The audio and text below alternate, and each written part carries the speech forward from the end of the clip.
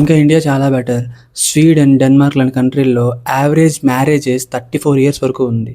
మన parents 20-25 years age వచ్చేసరికి పెళ్లి చేసేసుకునేవారు. 28-29కి వచ్చేసరికి ఒకరిద్దరు పిల్లల్ని కనేసుకొని సెటిల్ అయ్యేవారు.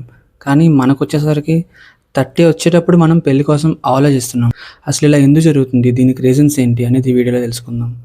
వీడియోలోకి వెళ్ళే ముందు ఈ ఛానల్ ప్లీజ్ సబ్స్క్రైబ్ చేసుకోండి, లైక్ కొట్టండి. ఈ ఛానల్ స్టార్టింగ్లో ఉంది. మీ ప్రతి లైక్ అండ్ సబ్స్క్రైబ్ ఒక ఫౌండేషన్ స్టోన్లో ఉపయోగపడుతుంది. Thank you. ఒక 30-40 ఇయర్స్ బ్యాక్ వెళ్దాం. మన పేరెంట్స్ ఏం చేసేవారు? చదువుకునేవారు. చదువు కంప్లీట్ అయిపోయిన తర్వాత ఉద్యోగానికి పెళ్లికి ఈక్వల్ ఇంపార్టెన్స్ ఇచ్చేవారు. ఎయిదర్ ఉద్యోగం తెచ్చుకొని పెళ్లి చేసుకునేవారు, ఆర్ఎల్స్ పెళ్లి తెచ్చుకున్న తర్వాత ఉద్యోగం తెచ్చుకునేవారు. కానీ ఇప్పుడు పరిస్థితి అలా లేదు. అబ్బాయిలకైతే స్టడీస్ కంప్లీట్ అవ్వాలి. కంప్లీట్ అయిన తర్వాత గవర్నమెంట్ జాబ్కి వెళ్దామా, ప్రైవేట్ జాబ్కి వెళ్దామా అని ఆలోచిస్తారు. గవర్నమెంట్ జాబ్ చూస్ చేసుకునే వాళ్ళు ఆ చిన్న చిన్న రూమ్స్లో ఉంటూ చదువుతూ ప్రిపేర్ అవుతూ కొంతమంది కొడతారు. ఆ మిగిలిన వాళ్ళు కార్పొరేట్లోకి వెళ్ళి ఆ 1-2% హైక్ కోసం రోజంతా కష్టపడుతూ సంవత్సరం అంతా అలానే ఉంటూ అలా గడిపేస్తున్నారు. సో ఈ జాబ్ సరే, గవర్నమెంట్ జాబ్ ప్రైవేట్ జాబ్ వచ్చింది, ఇక్కడితో ఆగిపోవట్లేదు. వాళ్ళకున్న ఎడ్యుకేషన్ లోన్ తీర్చుకుంటున్నారు. దాని తర్వాత ఇంట్లో అప్పులు ఉంటే అవి తీర్చుకుంటున్నారు. దాని తర్వాత వాళ్ళకున్న చిన్న చిన్న కోరికలు తీర్చుకొని ఒక ఇల్లు కడదాం అనుకుని ఆ ఇల్లుకి ఈఎంఐ కట్టుకుంటూ వెళ్తే 30 ఇయర్స్ అయిపోతుంది. ఇది అబ్బాయిల వెర్షన్. అమ్మాయిల వెర్షన్ వచ్చేసరికి I would say they have some positive reasons. ఇదివరకు ఏం చేసేవారంటే చదువు అవ్వగానే పెళ్లి చేసేసుకునేవారు. పెళ్లి చేసుకుని హౌస్ వైఫ్గా ఉంటూ ఇంటిని మేనేజ్ చేసుకుంటూ ఉండేవారు. నో అఫెన్స్, హౌస్ని మేనేజ్ చేయడం చాలా చాలా చాలా కష్టం. నేను మా అమ్మని చాలా క్లోజ్గా చూసాను కాబట్టి నాకు కూడా తెలుసు.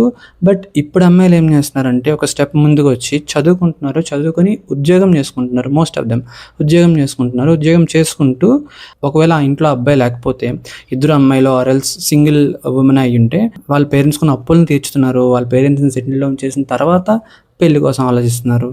సో ఇదొక మంచి రీజనే. కానీ దీనివల్ల కూడా మ్యారేజ్ లేట్ అవుతుంది. ఇది అబ్బాయిల సైడ్ అమ్మాయిల సైడ్ వెర్షన్ అయితే ఈ డేటింగ్ కల్చర్ ఇంకొక దారుణం. ఇదివరకు చక్కగా అరేంజ్డ్ మ్యారేజ్ చేసుకునేవారు. దాని తర్వాత లవ్ కూడా వచ్చింది, which is completely fine.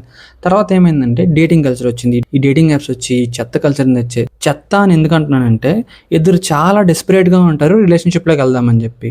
So వాళ్ళిద్దరు డేట్ చేసుకుంటారు. ఒకరికొకరు నచ్చకపోతే వదిలేసి ఇంకొకరిని డేట్ చేసుకుంటారు. వాళ్ళు నచ్చకపోతే వదిలేసి ఇంకొకరిని డేట్ చేసుకుంటారు. ఇలా అయితే ఎప్పుడు జరుగుతుంది? ఎప్పుడు జరుగుతుందని పక్కన పెడితే నీకు 100% ఎవరూ నచ్చరు కదా. ఇంకొకరిని అర్థం చేసుకుని వెళ్తేనే కదా ఆ రిలేషన్షిప్లో స్ట్రెంగ్త్ ఉండేది. సో అబ్బాయిలకు ఉన్న ఫినాన్షియల్ ప్రెజర్స్ వల్ల, అమ్మాయిలకు సొసైటీలో ఉన్న సిచ్యువేషన్స్ వల్ల పెళ్లి లేట్ అవుతుంది. 30, 32, 33 ఇయర్స్ చేసుకుంటున్నారు. కానీ పెళ్ళి అయితే చేసుకుంటున్నారు. బట్ ఇవే సిచ్యువేషన్స్ వల్ల ఫ్యూచర్లో పెళ్ళే చేసుకోవద్దు అని థాట్ వస్తే ఎందుకు చెప్తున్నానంటే జపాన్లో ఎగ్జాక్ట్గా ఇదే జరిగింది. వాళ్ళు పెళ్ళిళ్ళు చేసుకోవడం ఆపేశారు. దానివల్ల చిన్నపిల్లలు తగ్గిపోయారు, స్కూల్స్ తగ్గిపోయాయి, దానివల్ల లేబర్ తగ్గిపోయింది. ఓల్డ్ ఏజ్ పీపుల్ ఎక్కువగా పెరిగిపోయారు. ఎప్పుడైనా ఓల్డ్ ఏజ్ పీపుల్ ఒక కంట్రీకి బర్డెన్ లానే ఉంటారు. ఇప్పుడు Japan one of the country which has highest percentage of old age people in there population. So మన కంట్రీ కూడా ఇలా అవుతుందా అంటే ఐ డోంట్ నో.